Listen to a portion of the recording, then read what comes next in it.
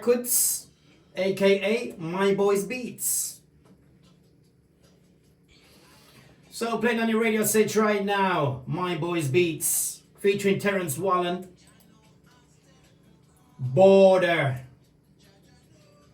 Before we get back into our conversation, tell us about this song here, because I'm so glad you covered this song here. One of my favourites from the Cool Ruler, Gregory Isaacs. Well, it's one of Terence's favourites, and this is something you got to realise that if you're producing a song, one of the things you have to do is key into the individual that's doing it. Like I was talking about that song earlier, which I used, a bit of my own natural vocalist and writing the song myself, and you've got to key into that because that's the emotion, so people can hear that Terence is being authentic there. Yeah. And that's what I had to get out of him in the studio. It filters through in the song. Yeah.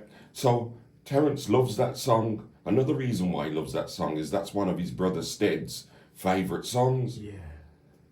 So he had to give it as much as he can give it. Yeah, rest in peace, Stead. Yeah, Stead Wallen. Yeah. Rest in peace. So there you go. That's, for me, the Right, for our people who may have just joined us, we're here talking about British Reggae, a Windrush legacy, past, present and future, a one-day national conference next Sunday, the 29th of March. Doors open from 1:30pm till 8:30pm, and it takes place at the Bank, 9 Litchfield Street, that is Wolverhampton, WV1 1EA. We was talking about the workshops, and we was into workshop 2, wasn't we? Yeah. Sound system and dancehall culture. But just to go through workshop 1, we looked at developing British reggae as a global brand. Yeah. And we looked at, in order to talk about that naturally and really come from the right place, we have to look at the global reach of reggae, which is the world. We have to look at the digital strategy. Yeah. We have to look at things like inclusivity, so bringing everybody together, because reggae doesn't only serve the Black African Caribbean community, it services the world now. Bob Marley did that, Gregory did that, all of the reggae greats did that. Yeah. Industry growth, how are we going to grow this industry further than what it is, or keep it going? Because believe it or not, if we don't do something about it now, reggae is either going to die with us, this generation, or it'll go somewhere else. Yeah. And it might not be the same as what we wanted it to be. But right now, we've got a choice to do something about it. Right. Even if that choice is to actually listen. That doesn't cost anybody anything. Yeah. Right? So, moving on to workshop 2, sound system. How many of us know where sound system come from? Sound system came out of the fact that we didn't have any other place to go when our parents came here. Like churches, there was in the churches, yeah?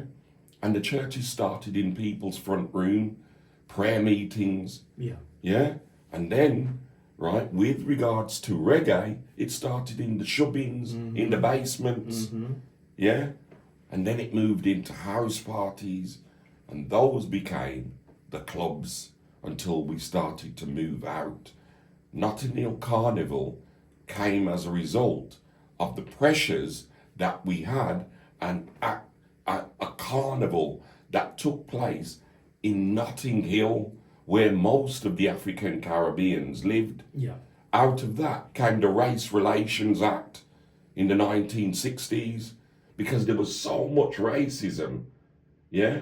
All we have to do is remember Enoch Powell and the Rivers of Blood speech. Yeah. And if you don't know that, Google it. Google that speech. So this is where the struggle and the culture of reggae came from. And that's what we have to teach to our kids, because many of us, because our kids don't live that anymore, because they're now in a different time. There wasn't any money that you were going to get as a young person when you left school. The national assistance, which is what became the dole or the benefit system, national assistance, you only got that after a few weeks of being out unemployed back in the day, because we were here to rebuild Britain. And because there was racism, that's where the Race Relations Board came from, and the Race Relations Act. Google that. Yeah. If the only time that it changed was 2000. You know what that was with? The Stephen Lawrence murder that took place. So that became the Race Relations Amendment Act 2000, where Lord Macpherson did a public inquiry and looked at how the Metropolitan Police, right, were complicit in institutional racism. Yeah. Now, what we've got to do is teach our children this history so that they can realise that things wasn't that great so long ago. And this is where we're coming from. That's why when Winston Rodney did songs like Do You Remember the Days of Slavery? When Dennis Brown sung songs like Rolling Down, all those songs back in the day. Well, reggae music carried a message, didn't it? Absolutely. And Bob Marley started it, right, with Chris Blackwell saying, I want to produce you and put you out there like a rock star. Yeah. Because rock stars at that time, they were carrying a message. And that's why Bob Marley music the punk rockers, started in Jamaica, but the overdubs were different once it came here. Another thing, Trojan, and no better example would be John Holt. Ba-da-da-da-da-da-da-da. Take the ribbon from your head. Help me make it through the night. Now, you've got to understand that this was done for a reason, to sell it to a wider audience. And 1,000 volts of hope must have been in everybody's home back in the 70s. There you go. No joke. Yeah. And even if you look at For the Love of You, when John Holt sung that, if you get the actual 7-inch mix, it's different than the mix which went on the album. You know? And then John Holt sung with 3,000 volts of hope, who knows that I have found you. And you've got the orchestral process in the background, which people loved. But that was put there as a marketing, promotional ploy, because that's how people in the UK were listening to music. Yeah, I get what you're saying. And it makes sense. A lot of sense. You know, take something raw, polish it up, and sell it to your consumer. No different to a BMW or a Ford or a Mercedes. We're talking about marketing. So when it comes to Workshop 3, we're looking at marketing, promotion, funding, the next generation. We're looking at inclusion, health, social awareness, and empowerment. So let's talk about that. The amount of people that suffer from social deprivation, substance misuse, drugs, that's killing not only the West Indian community, it kills every community, but because we're a small community, it highlights us differently. I don't have to talk about it. I've worked in substance misuse and I've seen people that a lot of people don't know have used drugs and have had problems with drugs, but they're there. They're there because drugs answer questions for a lot of people. And for some small amount of people out there, those drugs work for a small amount of time. What the question is that they don't know that if they keep doing it, they're not going to have an option. There isn't going to be an alternative. It's just going to be that. Yeah. It's a pain relief for a small amount of time. Because addiction works like that. Yeah. And it's no different to the addiction of that people call a sensimilia addiction. Yeah? A music addiction. A work addiction, which you suffer from. Well, yeah, I would agree. You know what I mean? I will get up at whatever time in the morning to get the job done. And that's why I put it into things that mean a lot to me, that have meaning. Yeah.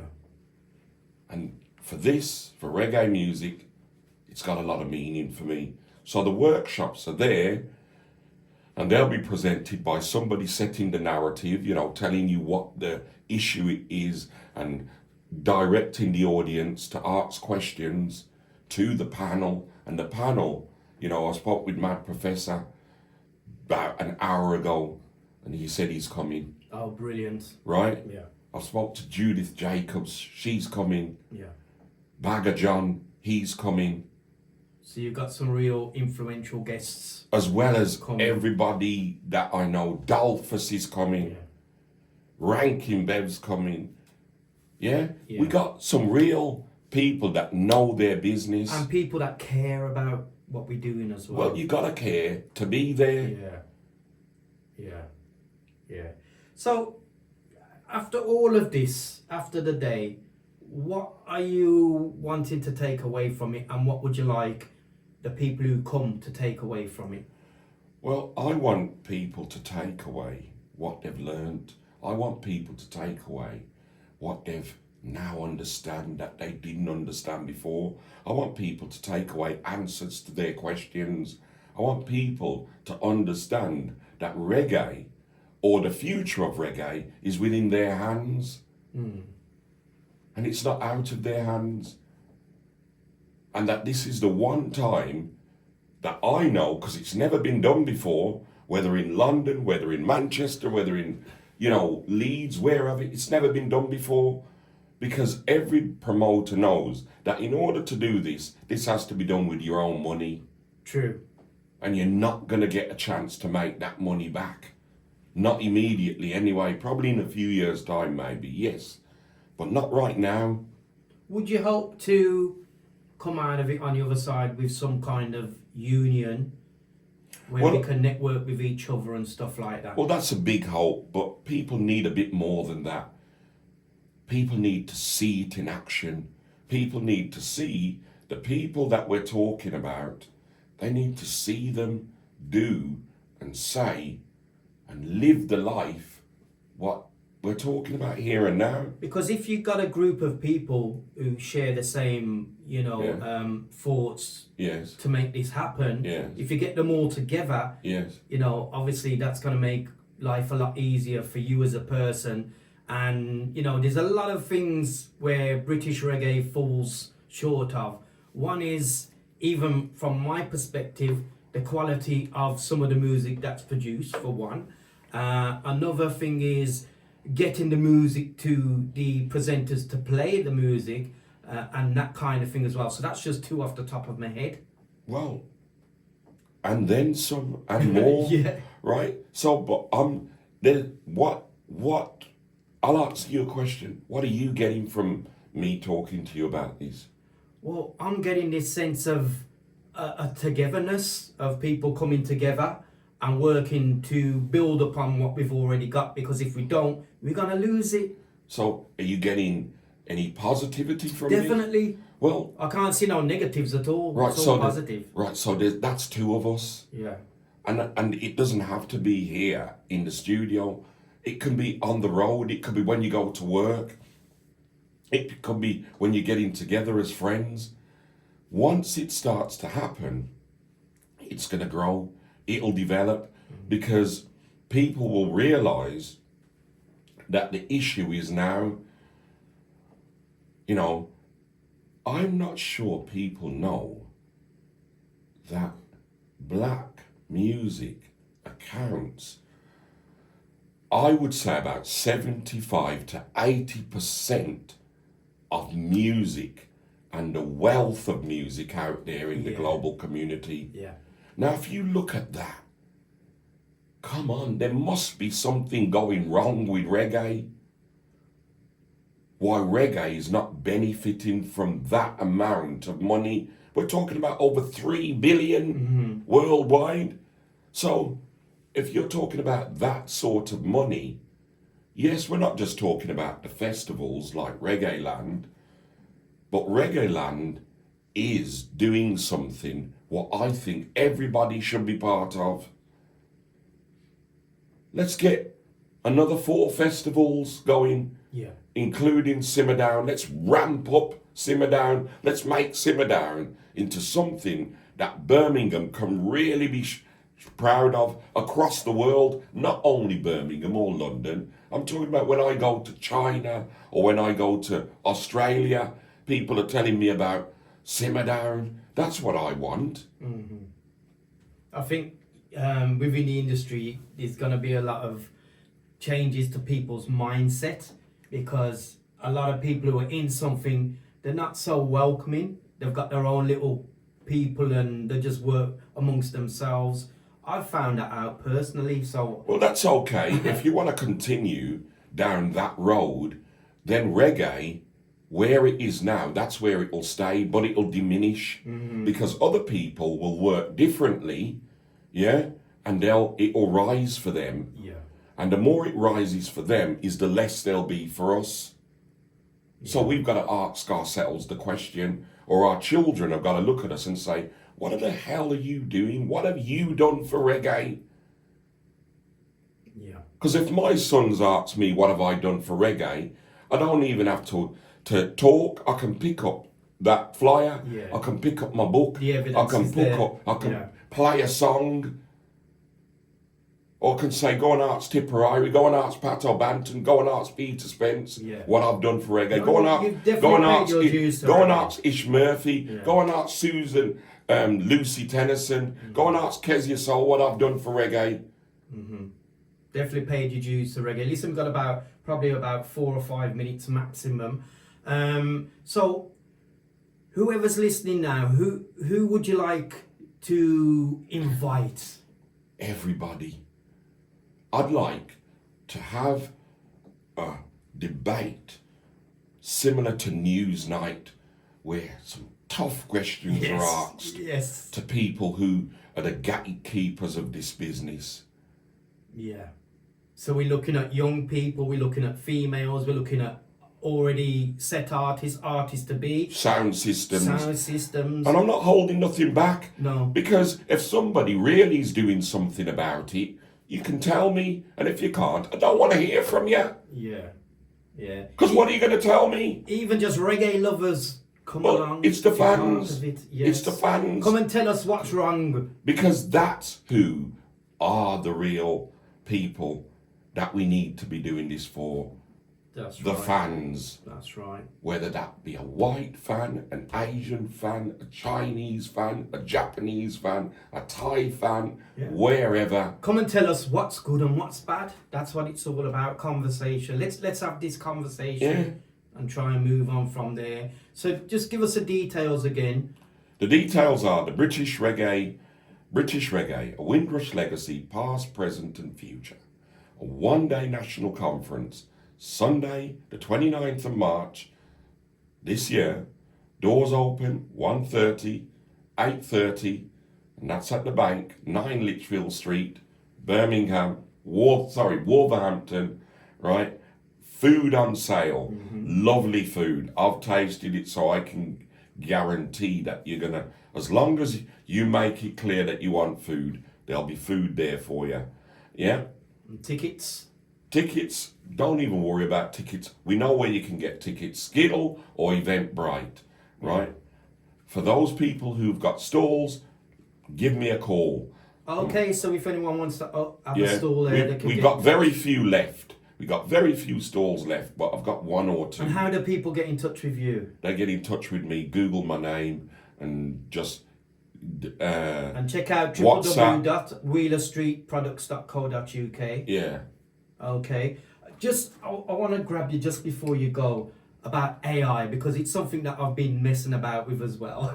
And you Good know for what? you. I'm messing around with it, but I'm hearing what you're producing. I'm going to play a song in a minute, which has become to be a song that I really like. And it's called Life's Too Short. I'm going to play it, but I want you to tell us about this and quickly, because we've got about a minute left, about AI and the shaping the future for reggae as quick as you can. We can't avoid AI. It's in everybody's lives. If they're not using it, they're thinking about using it.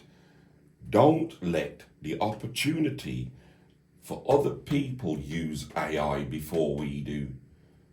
Get on board with it. You don't, remember, if you get AI to write you a song or to put together a song for you, you don't own it. The only way you're going to own it is the same way that an artist that writes a song today owns it. So you've got to write the song, or you've got to put something from you into the AI. Yeah. You got to hum a bass line, hum a chord structure, hum a harmony, and the AI then will help you. So use it like the synthesizer. Use it like a tool. Yeah. And you got to know your prompts. Yes. Listen, we'll talk more about that. I don't want people to hear it all. Well, today. we'll talk about it at the conference. We're going to talk about it at the conference. Because not everybody's into AI. No.